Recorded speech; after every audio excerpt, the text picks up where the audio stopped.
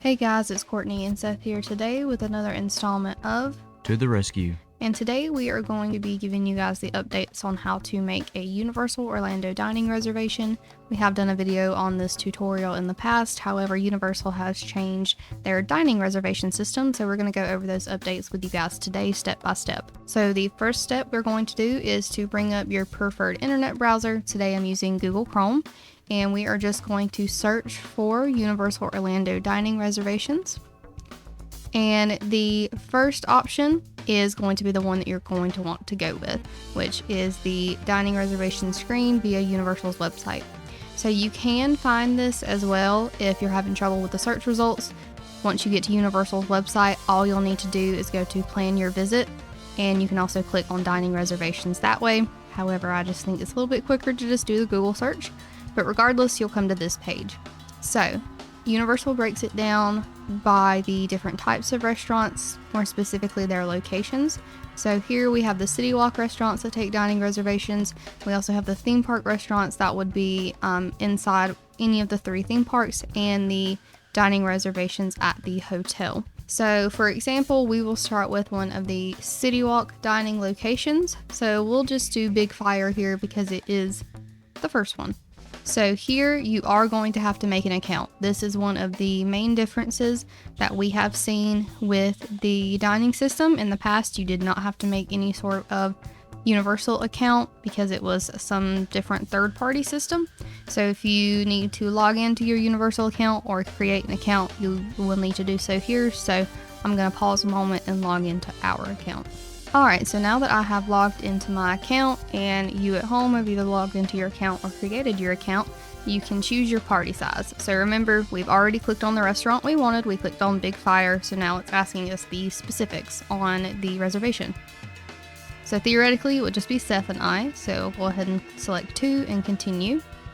And then the next option is the reservation date, but let's see how far it lets us go out. Looks like the last day we can book for is January the 4th of 2024, but let me go ahead and click back to a date that's more upcoming. Okay, so I'm just going to click on July the 29th and hit continue.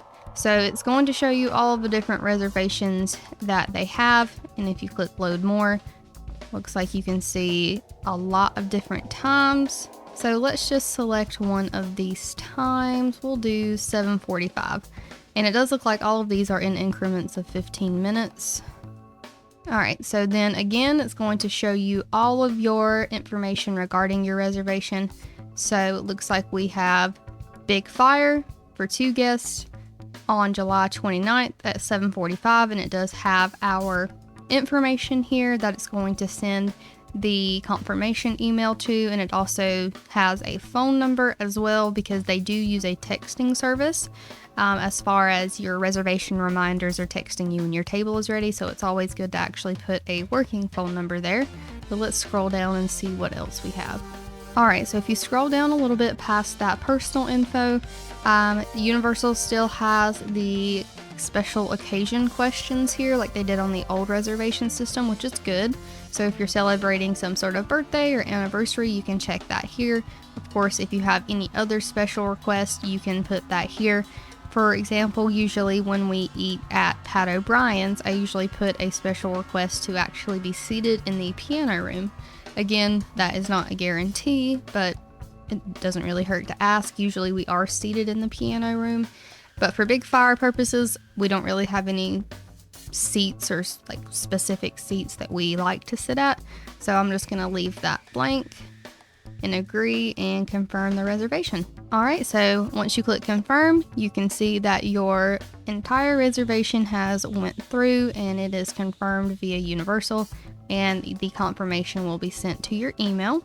Alright, so I'm going to click done, and it's going to take us back to the Big Fire information page. So from here, if you actually wanted to look at your menus and things and go ahead and start prepping for that, you can do that as well. But if you want to make another reservation, you can always go back to the reservation screen, which again can be accessed via clicking the little 3 lines in the top right corner, clicking on plan your visit, and clicking once again on dining reservations, and you will circle back to the page that we started with. So one thing I do want to note, not all of Universal's restaurants are using this dining reservation system, and not all the restaurants used to use the old one either. Some have their own independent ones, but I'll give you an example here. If we click on the Hard Rock restaurant to reserve, they do have their own reservation system. So it is a little bit different, but it's a very similar setup. You're still going to make your reservation the exact same way by picking the date and time, how many people, and it also does send you a confirmation email. So now I'm going to show you guys what the confirmation email does look like. So I'm going to pull that up right quick.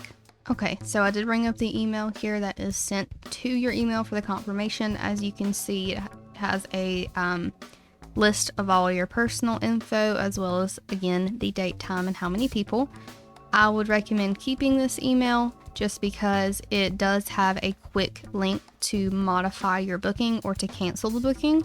So you can actually do that from your phone. For example, if you are actually in the parks and you decide this isn't where you want to eat, you can just go to your email and modify or cancel the booking from this email. So I would recommend keeping all of these emails that you get. But we hope you guys enjoyed this video. Please don't forget to like this video, comment, let us know where your favorite place to eat is when you go to Universal, and please don't forget to subscribe to our channel for more Universal content coming soon. So until next time, we hope to see you on the next adventure. Bye.